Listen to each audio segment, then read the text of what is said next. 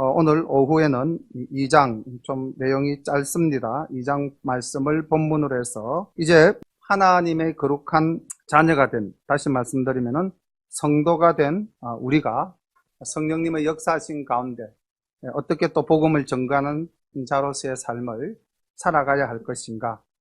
바울이 고린도 교회에서 복음을 어떻게 전거하여 믿음의 역사를 나타내었는가를 살펴보면서 우리도 그와 같은 대열에 동행할 수 있기를 간절히 소망하며 함께 말씀을 나누겠습니다.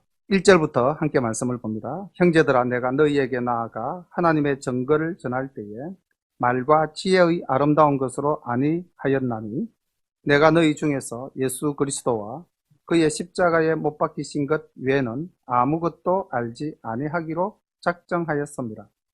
내가 너희 가운데 거할 때에 약하며 두려워하며 심히 떨었노라. 내 말과 내 전도함이 지혜의 권하는 말로 하지 아니하고 다만 성령의 나타남과 능력으로 하여 너희 믿음이 사람의 지혜에 있지 아니하고 다만 하나님의 능력에 있게 하려 하였노라. 아멘. 1절부터 5절까지의 말씀을 보면은 바울이 2차 전도 여행을 가면서 경험했던 사건들이 이렇게 눈앞에 맺혀집니다. 고린도로 가기 직전에 바울은 베레아에서 배를 타고 이제 아테네로 내려왔죠. 아테네에 가서 바울이 전도할 때에 아마 바울 사역에서는 제일 큰 난관에 부딪혔을 겁니다. 그리고 제일 그 전도의 역사가 덜 나타나는 그러한 상황이었을 것입니다. 우리가 잘 알다시피 아테네에서는 그 광장에서 소피스타 학파들과 더불어 변론을 할 때 하나님의 복음을 증거해야 되는데 아마 이때는 바울이 자기가 가지고 있는 유대교에 대한 지식과 가말리엘 문화에서 배웠던 내용을 가지고 아마 이렇게 말씀을 증거했던 것 같아요. 바로 이 1절에 나타나는 말과 지혜의 아름다운 것으로 활동했던 때가 아테네에서 그렇게 많이 하지 않았는가 그런 생각이 듭니다. 그리고 이제 고린도로 내려왔는데 고린도 또한 이게 아테네만큼 만만치 않은 도시 아닙니까? 아침에 말씀드렸다시피 아프로디테 여신상도 큰 게 있고요. 그 신전에는 여사제만 해도 1000명 가까이 있었다고 그럽니다. 그리고 그 어떤 제사를 지낸 후에 그 여사제들과의 관계 속에서 도시가 굉장히 대표적이고 향락적인 그런 곳이었고 정말 세상 문화가 넘쳐나는 그러한 곳에서 바울이 이제 전도 사역을 할 때에 상당히 이 고린도 지역에서 위기의식을 느꼈던 것 같습니다. 3절에 보니까 내가 너희 가운데 거할 때에 약하며 두려워하며 심히 떨었노라 이렇게 이야기를 하고 있습니다. 이 말씀은 사도행전 18장 9절에도 그대로 나타나고 있는데 바울이 이 고린도에서 이렇게 고백을 하고 있죠.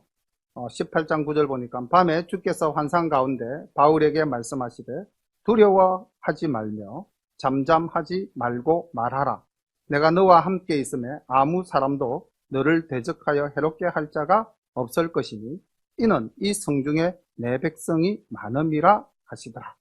그러니까 고린도에서는 사실 큰 이 역사가 일어나기 위해서 굉장히 하나님께서 이 바울을 단련시키셨던 것 같아요. 그래서 친히 이제 나타나셔서 두려워하지 말고 입술을 열어서 크게 복음을 전하라. 그런데 그 복음을 전할 때 어떻게 하라? 말과 지혜의 아름다운 것으로 하지 말라는 것입니다. 오늘 이 말씀이 사실 저희들에게 굉장히 큰 위로도 되고 또 우리에게 큰 도전도 되어야 될 줄로 믿습니다. 우리가 복음을 전할 때에 우리의 전도 방법은 어떤 식인가? 내가 다른 사람에게 전도할 때 어떤 방식으로 전도를 하고 있는가? 첫 번째 이 말과 지혜의 아름다운 것, 즉 내가 가진 지식과 내가 가진 생각으로서 전도를 하고 있지 않는가? 그렇다면 성공할 확률이 높습니까? 실패할 확률이 높습니까? 실패할 확률이 높다는 겁니다. 이미 바울이 아테네에서 한번 실패를 했지 않습니까? 그러니까 바울은 고린도에 왔을 때는 이 방법을 내려놓았습니다. 그리고 어떤 방법을 선택을 했냐면은 오직 예수 그리스도와 그의 십자가에 못 박히신 것 외에는 내가 아무것도 알지 아니하기로 작정하였다. 그러니까 내가 이제 입을 열어서 복음을 전한다면은 내가 알고 있는 모든 배경 지식 다 내려놓고 오직 십자가의 복음만 증거하겠다. 바울은 이런 자기의 그 상태를 빌립보서 3장 8절에서 이렇게 고백하고 있습니다. 또한 모든 것을 해로 여김은 내 주 그리스도 예수를 아는 지식이 가장 고상함을 인함이라. 내가 그를 위하여 모든 것을 잃어버리고 배설물로 여김은. 그래서 바울은 자기가 유대교에서 배웠던 것, 또 자기가 책을 통하여 또는 경험을 통하여 그 얻었던 모든 것들을 십자가 앞에서 겸손히 내려놓기로 작정하였던 거예요. 그리고 그는 오직 예수 그리스도와 십자가의 도만을 증거하기로 결단하였던 것입니다. 오늘 우리가 이게 과연 먹혀 들어갈까? 이런 우리의 생각으로는 의심이 들 수도 있겠죠. 자신이 안 쓸 수도 있겠죠. 그런데 역사는 그렇게 해서 교회가 생겨났고 교회가 부흥되었고 하나님의 말씀은 딴 것까지 전파되어져 가고 있다는 것입니다. 그래서 바울은 말과 지혜를 내려놓고 십자가만 증거하기로 결단하고 이제 누구를 의지하는가? 5절에 보니까 하나님의 능력에 의지하여 나아가겠다. 다시 말하면 내 삶의 중심의 축을 하나님께 놓겠다는 거예요. 그래서 우리가 이게 사실 참 잘 안 되잖아요. 내 삶의 중심축을 나는 어디에 놓고 있는가? 신앙생활을 오래 하고 신앙생활을 오래 하지 않고 다 떠나서 요 기본적인 질문에 대한 답변을 찾는 것이 우리가 오늘 이 시간에 함께 한번 생각해 볼 문제라고 생각합니다. 바울은 고린도에서 이제 복음을 들고 담대히 외칩니다. 오직 십자가의 도만 증거하기로 결단했습니다. 그리고 자기가 알고 있는 모든 것들을 겸손히 내려놓기로 했습니다. 그리고 그 십자가의 도란 무엇인가? 이것을 이제 6절부터 좀 더 바울은 하나님의 지혜다라는 말씀으로 풀어내고 있습니다.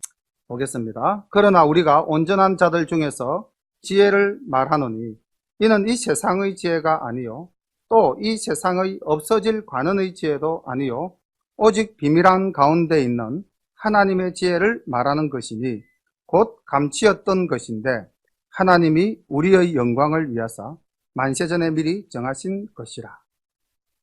여기까지 우리가 6절부터 7절까지 읽어보면 이 하나님의 지혜가 무엇인 것 같습니까? 이 세상 관원의 지혜도 아니고 이 세상에 있던 것도 아니고 하나님께서 비밀로 오래전에 감추어 놓았던 것이다.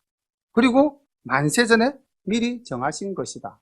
이 하나님의 지혜가 무엇인 것 같습니까? 예정론으로도 말씀을 하실 수도 있고 예수 그리스도 십자가를 통해서 우리를 구원하시겠다는 그 놀라운 하나님의 사랑, 하나님의 은혜를 지금 바울은 하나님의 지혜라는 말씀으로 옷 입혀놓고 있는 것입니다. 그래서 이 하나님의 지혜는 이 세상의 지혜와는 다르다는 것입니다. 이 세상 지혜는 어떤 것인가? 아주 일시적인 것이죠. 그리고 제한적인 것입니다. 깊이 깨달을 수 없는 것들이죠. 그리고 이 세상의 지혜로서 우리는 도저히 하나님의 지혜를 풀 수가 없다는 것입니다. 다시 말하면은 우리의 지혜나 우리의 생각이나 우리의 의로서 우리는 구원을 받을 수 없다는 것입니다. 오직 우리가 구원받는 온전한 길은 하나님의 지혜에 의지하는 것. 다시 말하면 예수 그리스도 십자가의 보혈, 오늘 우리 예배 전에 함께 찬양했던 그 십자가의 보혈로서 우리가 깨끗하게 씻음을 받는 것 외에는 다른 방법이 없다는 것입니다. 하나님의 사랑이 얼마나 큰가 좀 놀랍지 않습니까? 만세 전에 미리 정하시. 그러니까 오늘 내가 여기 이 자리에서 하나님을 아버지라고 부르며 예배 드릴 수 있도록 하나님께서는 이미 오래전에 우리를 택하셔서 예정해 놓으셨다는 것입니다. 바울은 여기에 감동하는 것입니다. 우리도 마찬가지입니다. 8절부터 말씀을 봅니다. 이 지혜는 이 세대의 관원이 하나도 알지 못하였나니 만일 알았다면 영광의 주를 십자가에 못 박지 아니하였으리라. 기록된 바 하나님이 자기를 사랑하는 자들을 위하여 예비하신 모든 것은 눈으로 보지 못하고 귀로도 듣지 못하고 사람의 마음으로도 생각하지 못하였다 함과 같으니라. 그러니까 우리가 가진 우리의 지혜, 우리의 지식으로서는 하나님 나라의 비밀을 도저히 알 수가 없다는 겁니다. 그 당시 관원이라고 불리어지는 일반 사람들보다도 훨씬 더 지혜롭다고 하는 그들조차도 하나님의 지혜를 알지 못했기 때문에 예수님께서 이 땅에 오셨을 때 그 예수님의 실체를 몰랐기 때문에, 예수님이 왜 오셨는지 그 이유를 몰랐기 때문에 그들은 예수님을 십자가에 못 박았다는 것이죠. 자, 그런데 사람의 지혜로는 도저히 알 수 없는 이것을 이제 우리가 알게 되었다는 겁니다. 어떻게 해서 알게 되었는가? 10절 말씀 보니 오직 하나님이 성령으로 이것을 우리에게 보이셨으니 성령은 모든 것 곧 하나님의 깊은 것이라도 통달하시느니라. 예로서 이제 11절과 12절 말씀이 예입니다. 조금 더 쉽게 풀어서 설명합니다. 사람의 사정을 사람의 속에 있는 영 외에는 누가 알리요? 이와 같이 하나님의 사정도 하나님의 영 외에는 아무도 알지 못하느니라. 우리가 세상의 영을 받지 아니하고 오직 하나님께로 온 영을 받았으니 이는 우리로 하여금 하나님께서 우리에게 은혜로 주신 것들을 알게 하려 하심이라. 아멘. 사람의 속마음을 그냥 겉에서는 알 수가 없다는 것입니다. 사람의 속 사정도 사람의 속에 있는 영이 알듯이 우리가 하나님의 비밀도 알려면 우리에게는 무엇이 있어야 된다? 하나님의 영이 있어야 된다. 그게 이제 바로 10절에 말씀하시는 성령이라는 것입니다. 성령님이 우리로 하여금 하나님의 비밀을 모두 꿰뚫어 볼 수 있게끔 해 주셨다는 것이죠. 그러니까 오늘날 우리가 말씀을 듣고 말씀을 깨닫는 지혜가 생겼다면은 이것은 내 지혜로서 이루어진 것이다, 아니면 성령님의 은혜로 이루어진 것이다? 성령님의 은혜로 이루어진 것이라는 거예요.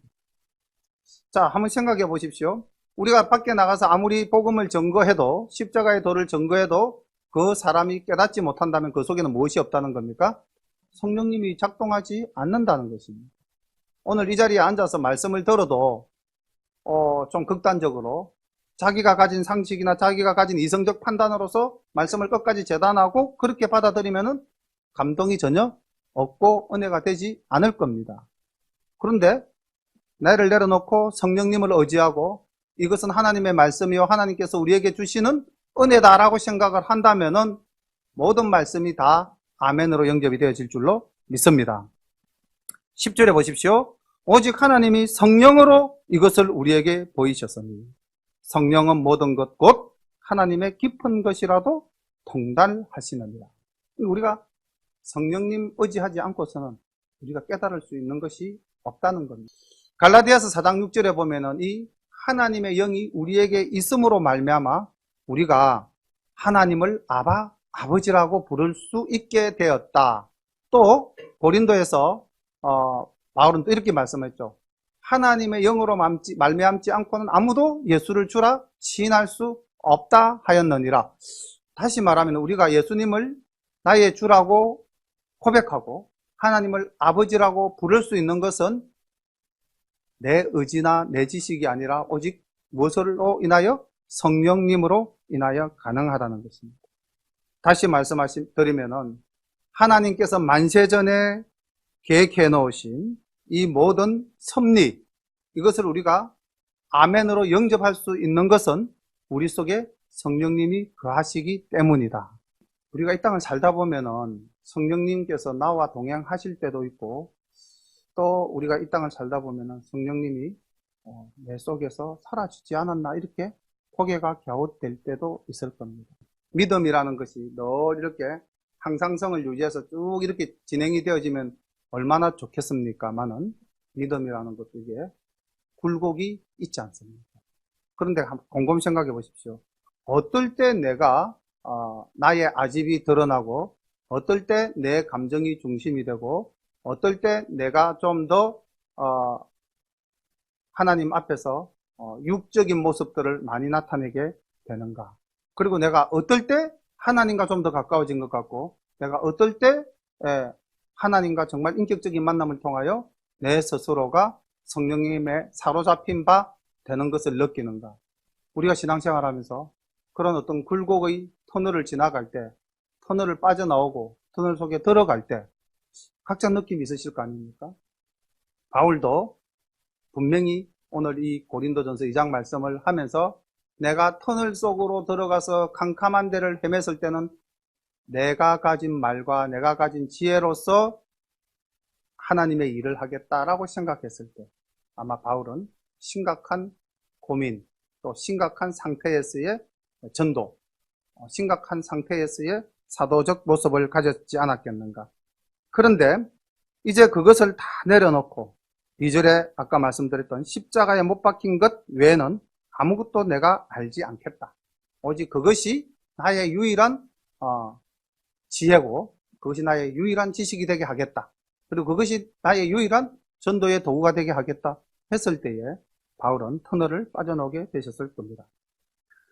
그리고 그때 성령님이 나와 함께 하심을 또한 느낄 수 있었을 것이라고 생각을 합니다.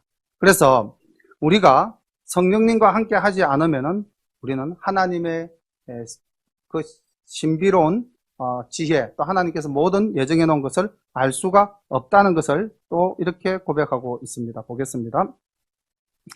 다시 11절부터 봅니다. 사람의 사정을 사람의 속에 있는 영 외에는 누가 알리요? 이와 같이 하나님의 사정도 하나님의 영 외에는 아무도 알지 못하느니라. 우리가 세상의 영을 받지 아니하고 오직 하나님께로 온 영을 받았으니 이는 우리로 하여금 하나님께서 우리에게 은혜로 주신 것들을 알게 하려 하심이라. 아멘. 우리가 이것을 말하거니와 사람의 지혜의 가르친 말로 아니하고 오직 성령의 가르치신 것으로 하니 신령한 이런 신령한 것으로 분별하느니라. 그러니까 우리가 성령님에 사로잡히지 않고서는 아무리 내 삶 주변에 은혜로운 일이 일어난다 할지라도 그것을 은혜로 받아들이지 못한다? 받아들이지 못한다는 것입니다. 그래서 우리가 성령님과 함께 생활한다는 것이 굉장히 중요한 것입니다. 그러면은 어떻게 해야만 성령님과 함께 생활하게 되는 것인가? 바울은 두 가지 예를 들어서 이제 육에 속한 사람과 신령한 자 두 가지 예로서 이야기하고 있습니다. 14절 봅니다. 육에 속한 사람은 하나님의 성령의 일을 받지 아니하나니 저희에게는 미련하게 보임이요 또 깨닫지도 못하나니 이런 일은 영적으로라야 분별함이니라. 그러니까 육에 속한 사람은 하나님의 말씀을 들어도 깨닫는 지혜가 전혀 없다는 것입니다. 우리가 누가 와서 말씀을 딱 전해줄 때 그 말씀이 아멘으로 바로 화답이 되어진다. 내 속에 누가 계신다? 성령님이 계신다는 것입니다. 이 시간도 마찬가지입니다. 나를 내려놓고 하나님이 내 중심에 계실 때 그때 우리는 15절에 나오는 신령한 자가 됩니다. 신령한 자를 보겠습니다. 신령한 자는 모든 것을 판단하나 자기는 아무에게도 판단받지 아니하느니라. 16절 누가 주의 마음을 알아서 주를 가르치겠느냐. 그러나 우리가 그리스도의 마음을 가졌느니라. 아멘. 그러니까 하나님께서 우리와 함께 하실 때 신령한 자가 될 때 우리는 모든 것을 판단할 수 있다. 어떤 것에 대해서? 하나님께서 주시는 것에 대해서.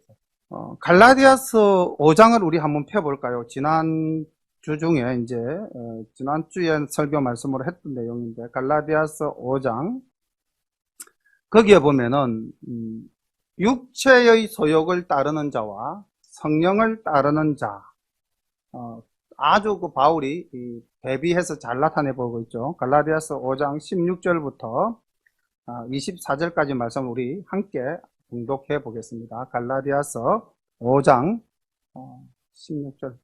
고린도 후서 다음에 갈라디아서 바로 나오죠.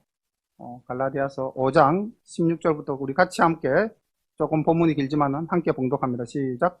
내가 이르노니 너희는 성령을 쫓아 행하라. 그리하면 육체의 욕심을 이루지 아니하리라.